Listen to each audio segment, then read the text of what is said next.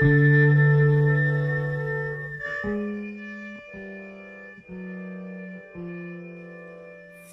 Cyrenaica. The history. In the 1910s and the 1920s, Italy fought wars of conquest in Libya, the second of which brought Mussolini's fascists to the region. The local people fought back, with the main resistance coming from the Senussi-led Cyrenaica tribes. The Italians resorted in brutal means to subdue the tribes, including execution, sealing wells, and dropping tribesmen from airplanes. In 1930, the Italians forced 100,000 Cyrenaica men, women, and children into concentration camps. During the following 3 years, 60 to 70,000 of those prisoners are believed to have died.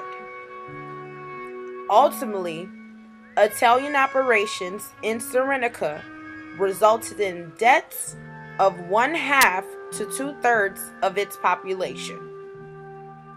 World War II halted Italy's plans for Libya. The Senussi leadership, now in exile in Egypt, allied with Britain against the Nazis and the fascists, with a Senussi regime of the British Army fighting in North Africa under the Senussi's flag. Leadership.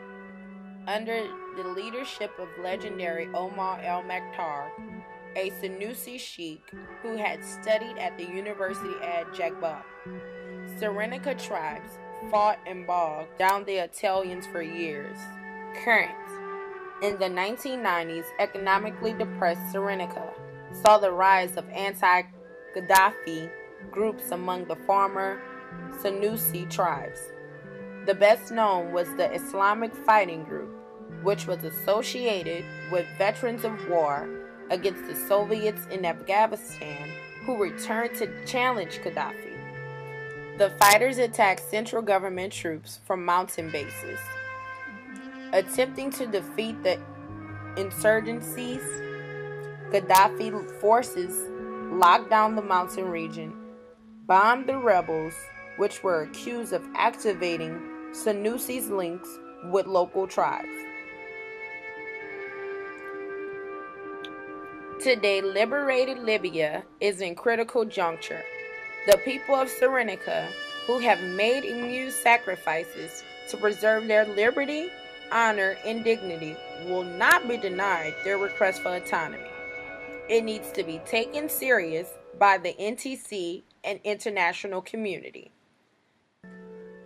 Since this year, Benghazi, Libya, was where Libya had its first election, more than 4 decades looming, a vocal group of people in the east of the country is far less enthusiastic about the democratic milestone than those in the west.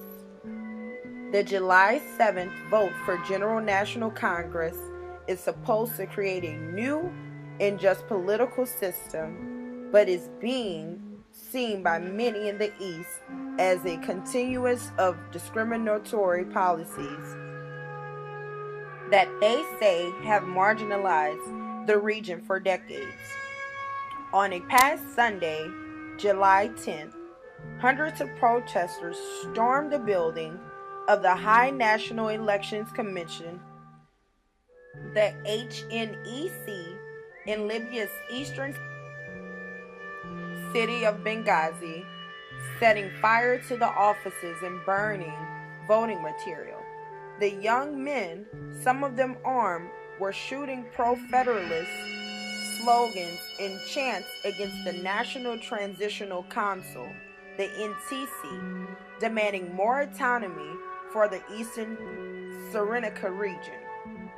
The incident was the latest outburst of anger over what many in the eastern Libya see as an unjust distribution of seats for the assembly that will be voted in during the elections.